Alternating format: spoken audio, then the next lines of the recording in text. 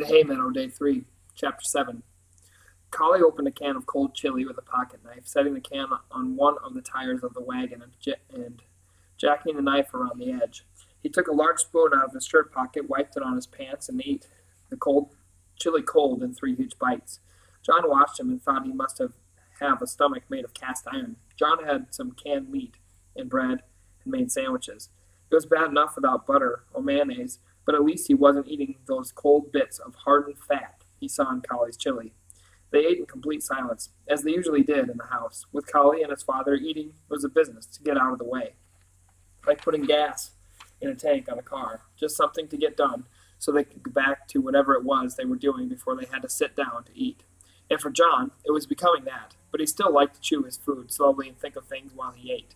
The end result was that he was always the last to finish eating and the one who had to clean the table and wash the dishes, if there were any. Collie's finished his lunch in less than a minute, threw the empty chili can under the seat of the wagon, and remounted the big red. Pull some water for the dogs and call them in. They had some in that ditch back there, but they'll need some more. John nodded. There were 2 5-gallon water containers in the back, and he took down a pan from the back of the wagon, filled it with water, and whistled for the dogs. They were way ahead of him, had heard the metal of the pan scraping over the bleeding of the herd, and were coming in 4 streaking black and white lines to the wagon. They didn't lap the water, but gulped at it, biting it, and when the edge was off their thirst, they were gone again, and they hadn't been at the water for more than 5 seconds, and were back in position around the herd. All business, ain't they? Collie said, smiling. He left John in the wagon and moved back to the front of the herd. The sheep were coming to another intersection, and at this one, they had to turn right and would need to be guided. John took slightly longer to finish his lunch and ate 2 sandwiches. One was never enough, somehow, and put things away.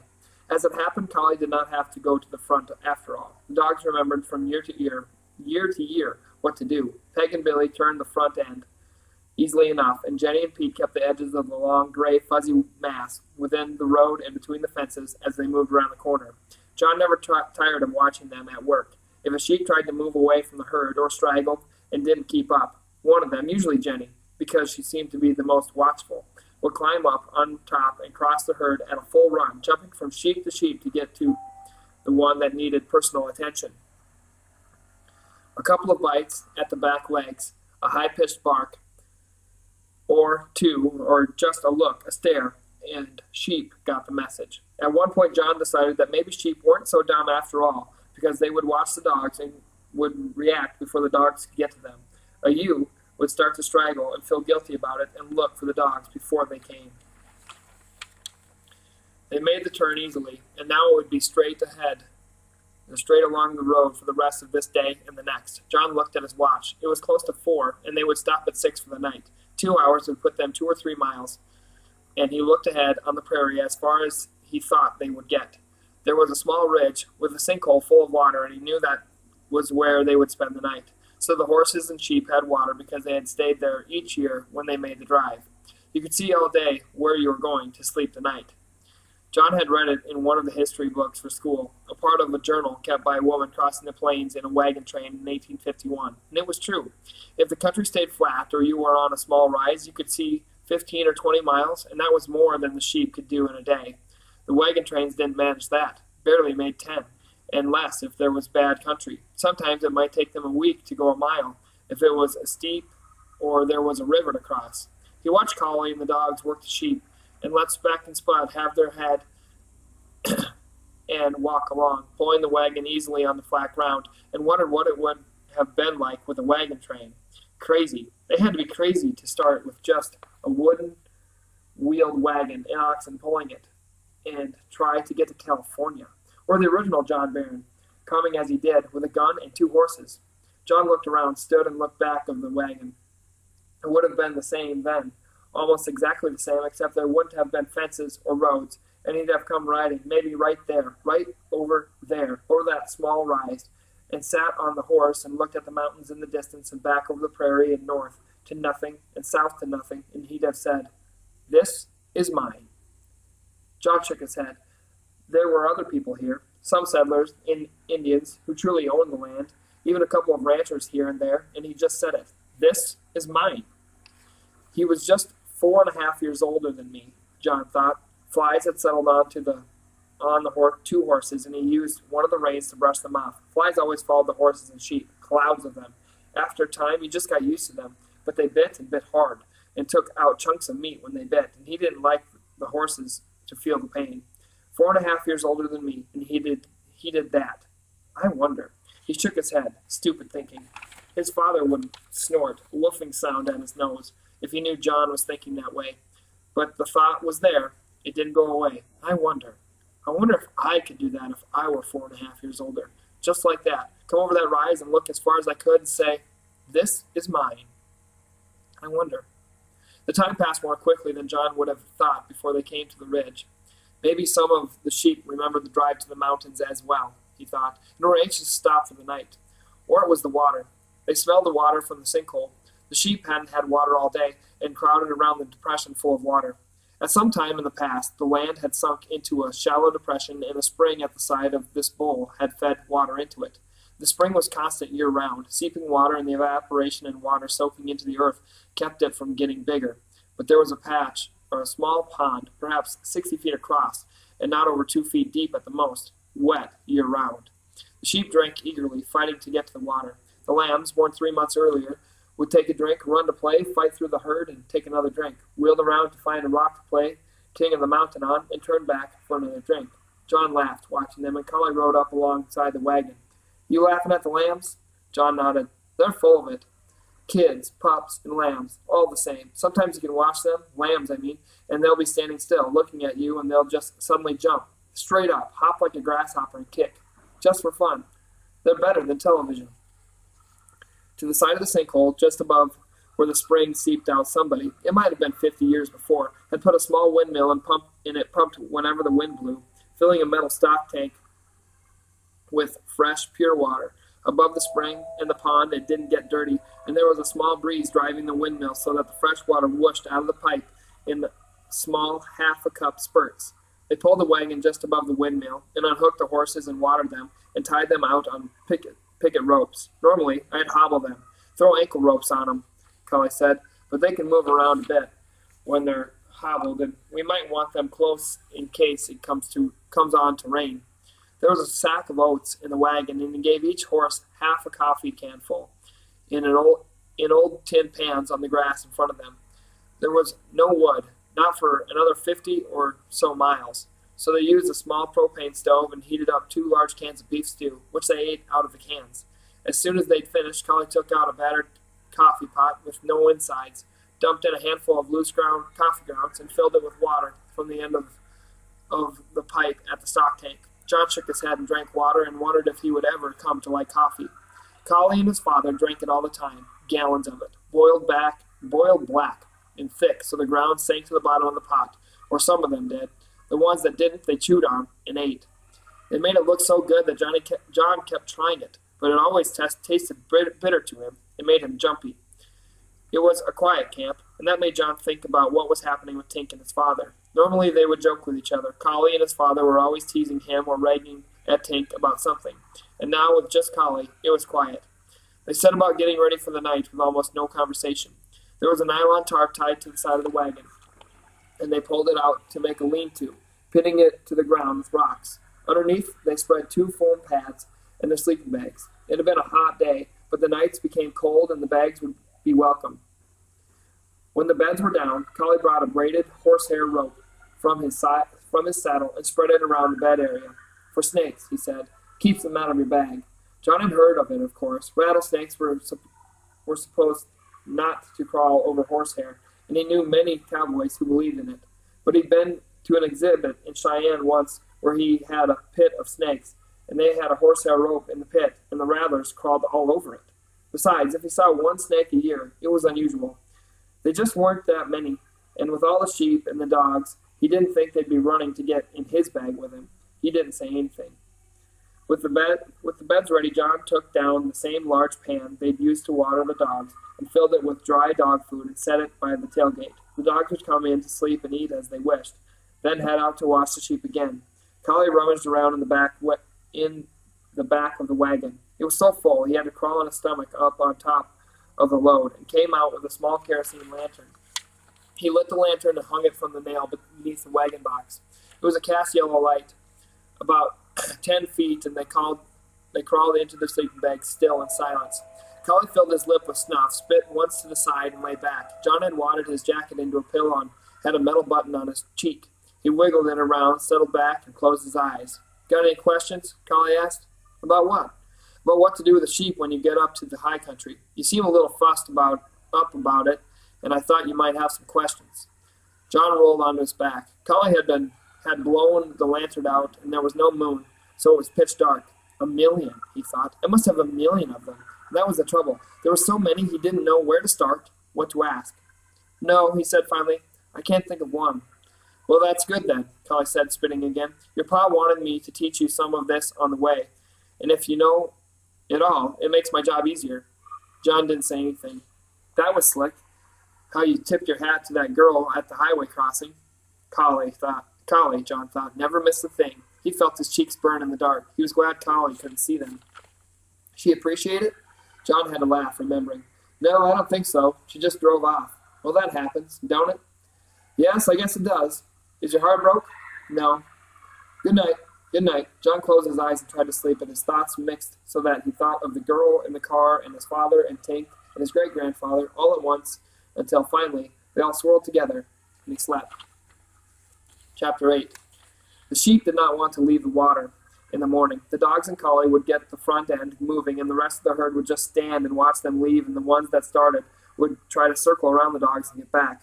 John sat on the wagon seat and watched for a time, then unhooked Speck and saddled her, and helped by riding back and forth across the rear of the herd, yelling and popping a piece of rope he'd taken from the wagon until they were moving. It was slow at first, and the dogs had to work overtime to get the herd moving and keep them moving. They ran back and forth over the herd, yipping in high, excited barks and biting, pushing, always pushing. At one point, John laughed when he looked around and saw Peg standing on the back of a large ewe, spitting bits of wool out of her mouth.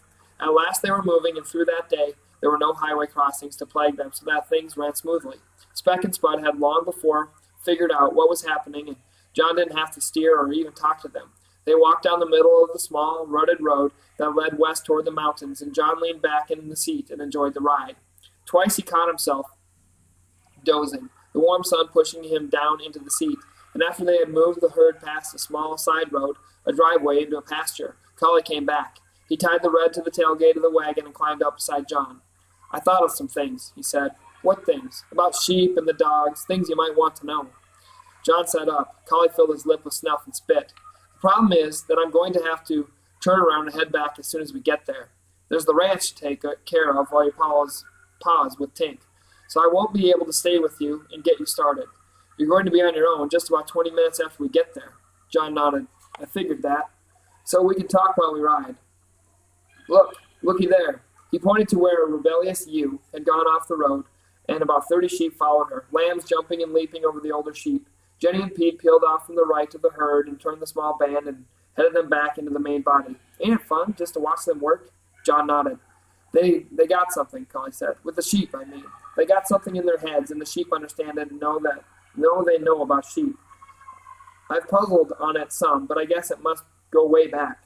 With the strays back in Jenny and Pete settled once more into the positions they had held, although Jenny now and then would stop and stand on their hind legs and look to the rear of the herd to make certain all the sheep were coming. Like that. She was never taught that. They were never taught nothing, really, just born into them. And the other dogs don't do that. Stand like that and check the rear. He laughed. They would, you know, if she didn't. But they figure since she's doing it, they don't have to, so they don't. They figure on it, and work it out. Like when they look at you, John said. Collie nodded. That's it, exactly. Sometimes dogs, usually one dog at a time, would come and sit down in front of a person and look into his eyes for a full half a minute. Just look and be thinking of something, trying to see something. The first time it happened, it spooked John, but after a time he thought they might just be saying hi or that they loved him. It was a soft look, and he always reached out and petted them and saw that Collie and Tink and his father did the same. And then the dog would walk away and sit or lie down. Maybe a half hour or an hour later, he would come back and do the same thing. They know things, Collie said again, shaking his head. They know more things than they are to know under the sun. The two rode in silence for a little time, and John thought on how he didn't really know anything about Collie at all.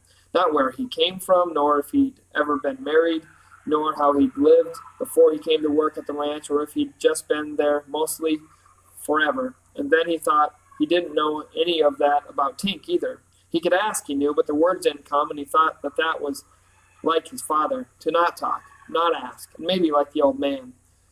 You got to take care of them, Collie said suddenly, his voice startling. They're smart, but they're dumb too. They'll do too much for you because of how they feel about you. Dogs don't think of the end, only the beginning. So you've got to take care of them.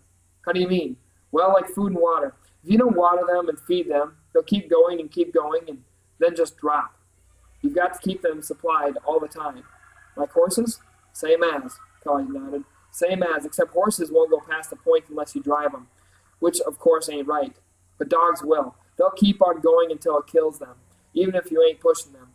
So you get caught, get up in that camp, you keep a pan of food and water by the wagon. They'll drink out of the stream too, but you keep water handy for them all the same. John nodded, and they went back to silence. The land changed rapidly now. Even at the slow pace the sheep moved. They were climbing. Speck and Spud had to pull harder on the wagon, and their breathing picked up as they worked. And the country was altered as if a line had been drawn and they had crossed the line. Instead of flat prairie, they were in the low, rolling hills that led into the mountains, and where there had been no trees, not just few, but no trees, there were now scrub, pines and aspens, showing, standing in small patches. The road had dwindled as well, while he and Collie were talking. For a time the day before and earlier in the morning they had been on gravel roads, but they had narrowed and finally disappeared into twin, shallow ruts, and horses followed. The fences were gone as well, and the dogs worked frantically to keep the sheep in one herd and moving. Without fences to hold them along the road, they kept trying to spread out, and they would sometimes actually run from the main herd and try to hide in the small stands of short trees. The dogs kept bringing them back, circling out and driving them back into the herd, and John was once more amazed at their endurance. During the hot part of the afternoon, when the horses slowed and the sun seemed to crush everything into the ground, the dogs worked tirelessly, their tongues hanging down half a foot, slobbering while they ran, running back to the wagon to get water out of the pan John would put on the ground for them, and then back to the herd. Collie left the wagon to help, running the big red back and forth across the rear of the herd to try to give the dogs a break, and between the 4 dogs and Collie, they kept the herd moving. John felt frustrated. On the 2 drives he'd done, he was on a horse, helping push them, and to sit on a wagon and watch Collie grated on him. But he did it quietly, and finally toward the evening, they came into a clearing where they usually spent the second night, and Collie called the dogs in, and they let the herd spread. They set up a rough camp, again heating cans of food on a stove and eating out of the cans. Collie said nothing until they were done eating, and he had brewed coffee. Then he leaned back and belched. Well, we'll make the meadow tomorrow, which is what somebody said every year, but John nodded. By noon. Is it me, or are they getting more stubborn? Collie said. The sheep, I mean. They seemed rough to push today. I wouldn't know, though, sitting on my butt on the wagon all day. Collie nodded. I figured that would twist your tail a bit, but it's your wagon, ain't it? You're going to live in it, so you take care of it. Collie lay back and was asleep instantly, his breath coming slow and raspy, but John sat awake with his feet down in his bag for over an hour thinking what Collie had said. He was going to live in the wagon for 3 months, alone. Well, there were the dogs, and the sheep, and the mountains. Before he went to sleep, the last thought in his head was strangely about the girl in the car again. She had looked right at him, into his eyes, when he tipped his hat, just straight, blue eyes, and he'd never see her again. The Haymeadow. Chapter 9. John was wrong. They did not get to the Haymeadow the next day at noon. It was closer to 7, almost dark, when they finally pulled into the west end of the meadow. It was more than a meadow, more than just hay. It was a wide, shallow valley between 2 rows of peaks. The Haymeadow itself was 4 sections, but the whole valley was close to 4 miles across and nearly 8 miles long, and so beautiful, John thought, that it almost took his breath away. And it was a complete surprise. In the middle of the stream moved down through the whole length of the canyon. It ran nearly straight, and here and there a stand of aspens grew along the edge. The stream left the valley through the narrow cut between 2 hills and small mountains, really, and then worked its way down into the prairies 10 and more miles below.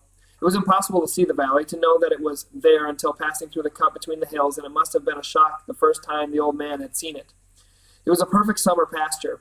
The evening cool kept the flies from being a problem for the stock, and the water and daylight sun kept the grass growing so that it came to John's knees when he walked. "Something, ain't it?" Cully said as they followed the sheep through the entry between the hills. "Sure wished I owned it." "We did," John thought. "The Barons did own it, and lost it." Most of the sheep knew where they were, knew the drive was done, and they spread out and started to eat. "Got to push them a bit more," Cully said, popping his rope at the rear of the herd. "Get these ones in the rear up into the good grass and near water. If they don't get to the water, some of them won't make it." They had come all day without water, and John knew that sheep had a way of dying, with little or no reason. The dogs also knew where they were, but sensed Collie's urgency and ripped into the trailing end of the herd with a vengeance, snapping and barking and spitting wool until all of them, even the lambs, were up in good grass and had easy access to the stream. Every year they pulled a wagon approximately up to the center of the valley, where a small patch of aspens provided a windbreak and some shade. It was where Tink liked to be, and John decided he might as well do the same. It took him almost an hour more to get there, and by then it was totally dark. Cully lightened the lantern and hung it from the wagon, and they began to unload in the dark. The wagon had a small set of stairs, 2 steps, and the third time Cully hung a foot in a step and tripped coming down in the dark. He swore, and they decided to wait until daylight to finish setting up the camp. "Before I break my neck," he said.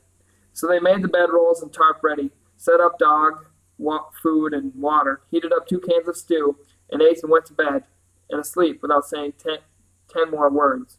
There was something, John thought, just before sleep took him. Something about the valley that kept you from saying much and made you talk quietly when you did talk.